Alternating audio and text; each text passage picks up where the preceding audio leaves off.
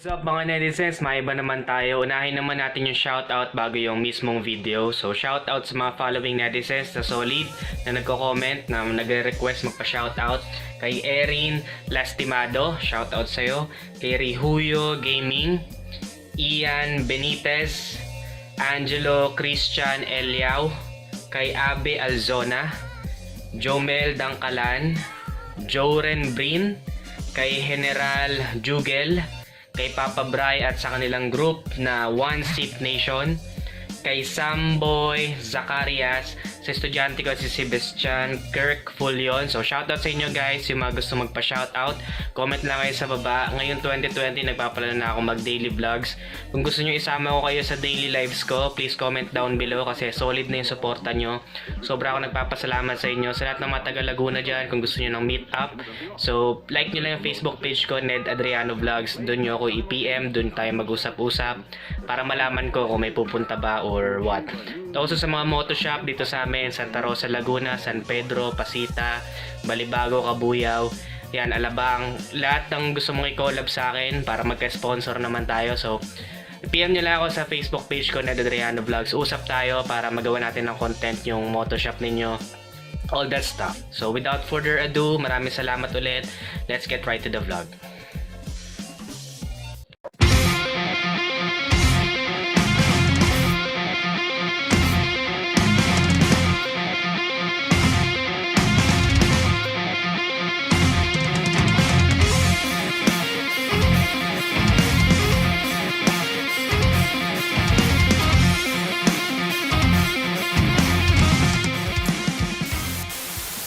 Good day netizens, this is Ned Adriano. Kung bago ka sa channel ko, huwag kalimutan mag-subscribe, hit that notification bell para lagi kang notified once may bago tayong upload.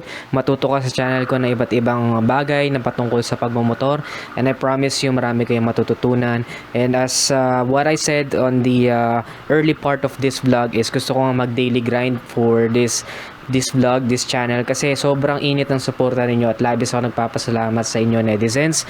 So yeah, ngayong araw ay is another Ned Talks kung sa pag-uusapan naman natin yung mga tips na gusto kong ibigay sa mga baguhan and also for more experienced riders, especially now na i-upload ko to a weekend. Marami nagwi-weekend rides at maraming baguhan ako na subscribers sa pagmamotor. So without further ado, let's get right to it. Number 1 will be get a gear. I always emphasize this one to all my vlogs. Lagi ko sinasabi sa inyo, get a gear. Pag sinabing gear, yung protective gear sa motorcycle. Marami kasi sa mga nagmumotor ngayon ay very excited na sakyan yung motor nila, bagong motor, i-modify yung motor, baguhin yung ganito, baguhin yung ganyan, and mag-rides saan tayo pupunta. But they are not thinking about the proper motorcycle gear. So kung sa mga sasakyan, sa mga kotse, may airbag, may seatbelt, sa motorcycle meron tayong mga protective gears that will help you out sa inyong daily drive na magliligtas sa buhay ninyo.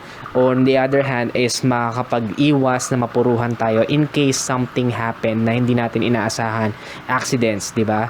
So, pag sinabing protective gears, those are just the basics ones. The basic ones actually is mahalaga na. Like jacket, helmet na hindi substandard, and also yung gloves, yung pants, yung shoes, napaka-importante na niyan. It all still depend. Actually, hindi ko naman ginajudge yung iba na hindi naka-full gear, okay? Yung, actually, okay na sa akin yung naka-helmet, naka-jacket, naka-gloves, okay? Okay na yun sa akin. And also, if medyo mahigpit sa inyo, mas malaga na complete gears. Dito kasi sa amin medyo hindi naman ganun kahigpit, pero still hindi naman yun yung pinag-uusapan yan. Pinag-uusapan natin dito is your safety. Siyempre, gusto mo maging safe. Gusto natin lahat na makauwi ng buhay at makauwi ng ligtas sa ating mga pamilya. So, make sure to always wear your protective gears dahil walang ibang magliligtas sa'yo at magsasalba sa'yo, kundi ay ang mga yan. So, I always make sure na sinasabi ko yan at ina-incorporate ko yan to every vlog na ginagawa ko for tips. Alright? So, the next one, number 2, will be always adjust and check your side mirror. Hindi ko may emphasize kung gaano kahalaga ang side mirror sa isang motor. Marami kasi sa atin yung pinapalitan yung mga side mirror nila ng more on aesthetics than use.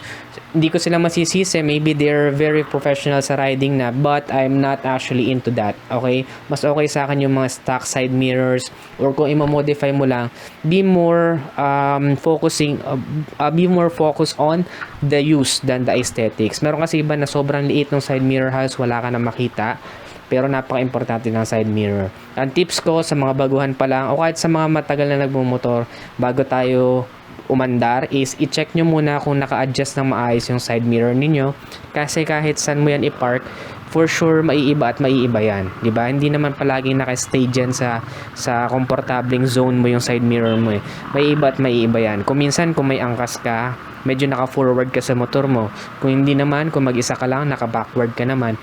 So yung side mirror, posible talagang maiba yung angulo niyan. So make sure that's in on the proper angle, para kita mo yung kaliwa mo, kita mo yung kanan mo, and kapag liliko ka, is makikita mo kung may madadali ka ba, mayroon bang nasa likod mo, and also, magliligtas sa'yo yan actually. Lalo sa atin, sobrang traffic yung situation, hindi mo alam kung meron kang katabi, di ba? Hindi mo alam kung pag kumanan ka, wala ka bang madadali. So, the side mirror actually is a very useful part of the motorcycle. Iyan ay isa sa maliligtas sa'yo. So, make sure na yung side mirror mo is nasa tamang angle palagi, and also, get a useful side mirror. Yun lang guys. Kung kayo ay hindi pa kayo sanay o hindi naman kayo, sa totoo lang, sa normal na individual, sa mata ng normal na individual, wala silang pakialam kung ang side mirror mo ay maliit o wala kang side mirror. Wala silang paki. So, make sure na enjoy mo na lang yung stock. At least maliligtas ka pa or magiging useful pa yung side mirror mo, di ba? So, kung maliit man side mirror mo or nasa, ewan ko, kung ano man side mirror na nandyan, walang may pake, okay? So, make sure na gamitin mo yung side mirror mo na maayos at nasa tamang angulo. Number 3 will be visual check. So, meron kasing basis talaga or meron tayong tamang binabasihan ng pag-check ng motorsiklo every time that we ride. Pero, real talk lang, hindi naman natin to nagagawa talaga eh. Yung check mo yung every part ng motorcycle mo bago ka umandar. Siguro kapag long ride or weekend ride, magagawa mo siya. But, in everyday life, kung late ka na sa trabaho, late ka na sa school, late ka na kung saan ka man pupunta, hindi na natin ma-check fully entirely yung ating motor. So, ang payo ko is visual check. Okay na yon. Make it a habit to have a visual check. Pag sabing visual check, check mo lang using your eyes kung ano ba yung mga parts ng motor mo na, teka lang, may pako ba sa gulong ko? May gas-gas ba yung motor ko dito? Yung mga wires ba nakalabas? May madadali ba? Mayroon bang hindi normal dito sa motor ko? Always have that visual check. It will just take around 2 to 5 minutes na pagtingin mo lang sa motor mo, at least, di ba, meron kang nakita o na-prevent na problema na hindi mo magagawa kung bigla ka na lang, basta ka na lang sakay. So, yung pinaka tamang pag-check noon siguro is, ihiwalay ko na lang sa ibang vlog, pero visual check is very important. Tingnan mo lang kung may mga tumutulo ban langis o merong basa sa sahig, di ba, all that stuff will make a big change if you make it a habit for every day. So yun, visual check will be number 3. Number 4 will be familiarize yourself on your local laws. Pag sabing local laws kagaya sa amin, hindi naman siya ganun kahigpit. Kung natatandaan ninyo na napakadaming views nung Aerox vlog ko which is modified, marami nag-comment doon na, oh may huli ang ganyan mo, iba yung kulay ng brake light mo, nung tail light mo, may huli yan, may huli, ganyan. Actually, hindi kasi ganun kahigpit sa amin. So, tendency is malaya yung mga tao dito mag-modify ng motor nila ng hindi nahuhuli. In case na lang siguro matsyempohan na bigla na lang may LTO for a change, pero in our daily lives hindi ganun kahigpit. Pero alam ko sa ibang lugar is napakahigpit sa Manila. So, know your local laws. Ibig sabihin, kung alam mo na mahigpit sa inyo, alamin mo kung ano lang yung pwede mong baguhin sa motor mo, kung ano yung mga dapat mong suotin, para maiwasan mo na rin yung abala at huli. And kung yung motor mo is balak mong gamitin lagi for long distance na mga andaran or rides, make sure na yung general law ng buong Pilipinas for LTO and their memorandum is masusunod natin.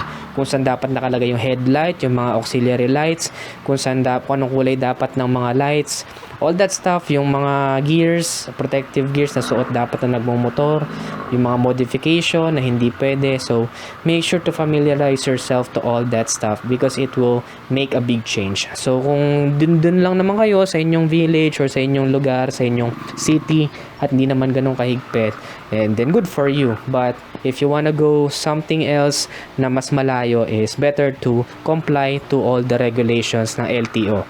And also, pinaka-importante, huwag magmumotor at huwag magpapahiram ng motor ng walang lisensya. Dahil yan yung pinakabala natin, okay? In case something happen, meron tayong lisensya. Hindi tayo sobrang magigipit ng husto or mapupunta tayo sa situation na ayaw natin mangyari na labis-labis na abala, or worst case scenario is ma-impound pa yung motor natin, all that stuff. Make sure to always have the license before you drive. Bago ka magpahiram sa mga kaibigan mo, make sure may lisensya sila. Bala mo yan para in case something happen, meron kang bala, meron kang something to use, okay, na nasa legal ka na way, na pamamaraan, right? Number 5 will be look where you want to go. Okay, pag sinabi nating look where you want to go, ang highly recommend ko is always have the advanced vision of the road. Hindi laging advanced or medyo mas malayo yung inyong pananaw. So in case na meron kang madaanan na lubak or lupa, buhangin, tubig, is you are ready to do what you have to do on that certain situation. Kung may sharp curve, you know how to steer, counter steer, you know how to throttle control, kasi medyo advanced yung inyong vision when it comes to driving. At some point, pwede ring medyo lapitan mo yung view mo para kita mo rin yung mas malalapit na view. But ang pinaka-essential nito, pinaka-essence nito is kapag saan mo gustong pumunta, dun ka dinadala ng motor mo at ng katawan mo. Kasi kung nasan yung mata mo, dun kasi dumadaan yung dun kasi sumusunod yung shoulders mo, sumusunod yung waist mo. So tendency, kapag may lubak, kahit ayaw mo naman malubak, kung dun ka nakatingin, napupunta ka pa rin dun sa lubak. Because your eyes is into that, nakafocus ka doon. So, kung medyo advanced yung vision mo, is nakita mo na agad kung ano yung mga dapat mong iwasan.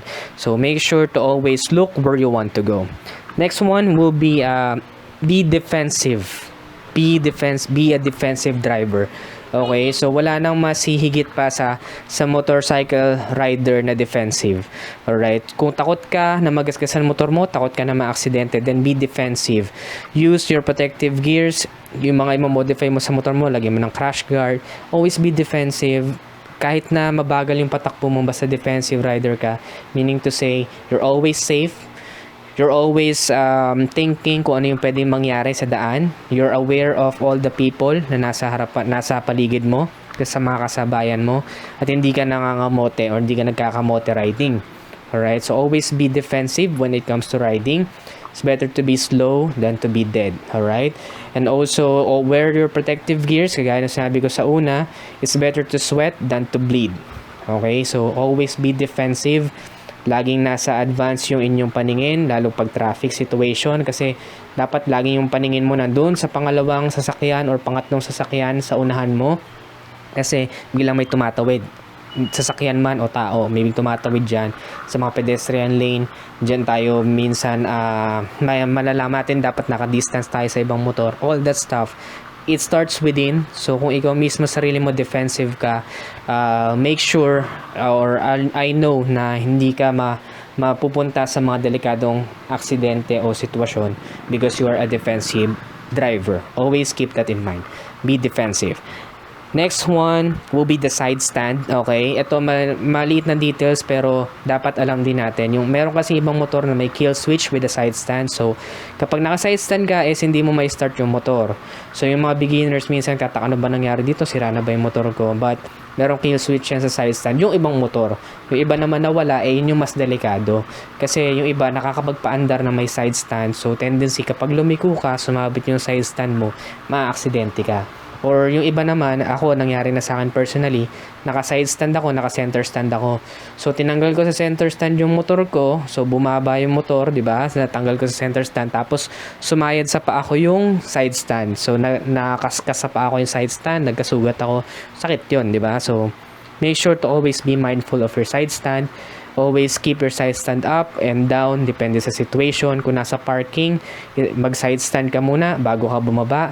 Dahil kung hindi, mabubuwal or matutumba yung motor mo. So that's a simple thing, but you always have to keep that in mind. Last but not the least will be know your motorcycle maintenance. Alright, so kung meron kang motor, hindi lang lagi yan sakay ng sakay. Meron niyang mga basic maintenance. Gumawa na ako ng vlog para sa mga maintenance ng motor. So you might want to check that out pagkatapos yung panoorin to. So basically, alamin mo lang kung paano yung tamang change oil, ilang kilometers bago ka magpa-change oil sa odometer mo. Tignan mo, bago ka magpa-change oil, depende rin kasi yan sa oil. Yung iba is 3,000, yung iba is 1,000, depende sa oil. Yung mga brake pads, yung mga brake shoe, kung gaano katagal bago palitan, yung mga chains, yung mga belt, yung also yung ating tires kapag yung treads natin is medyo gasgas na or pudpud na, make sure na palitan na para hindi tayo ma-hassle. And siguro yun lang muna for today. Yun lang muna. Kung gusto nyong malaman pa yung mga basic motorcycle maintenance na gumawa ko ng vlog, link ko na lang dyan sa taas sa may right part. Kung nagustuhan mo, don't forget to subscribe, hit that notification bell, like this video, share it with a friend, with other motorcycle riders. Maraming salamat sa panonood, sa inyong suporta guys. Yung mga gusto magpa-shoutout, comment lang kayo sa baba. And also lahat yan sinasagutan ko. Like my Facebook page, Ned Adriano Vlogs. Follow me in Instagram at Ned Adriano. Yung mga shoutout sa mga motorcycle shop dito sa Santa Rosa, Laguna, and also sa Pasita. Basta dito sa within Laguna, Alabang, San Pedro, Pasita, Muntinlupa, also sa may Cabuyao, Balibago. Lahat yan, hanggang New Valley, di ba? Kung meron man kayong kalala na motor shop na gusto maki-collab sa akin, gusto mag-sponsor para may dagdag kita din tayo, marami pa tayong magawang video, please comment down below or PM nyo ako sa Facebook page ko, Ned Adriano Vlogs. So yun, magda-daily grind na ako siguro. I'll also gonna bring you to my daily lives kasi yung mga nangyayari sa akin in everyday na maliliit na bagay, yun yung bumubuo ng malalaking bagay at malalaking maaabot pa natin in the future. As always, this is Ned Adriano. Ride safe everyone. See you on the next vlog and bye-bye now.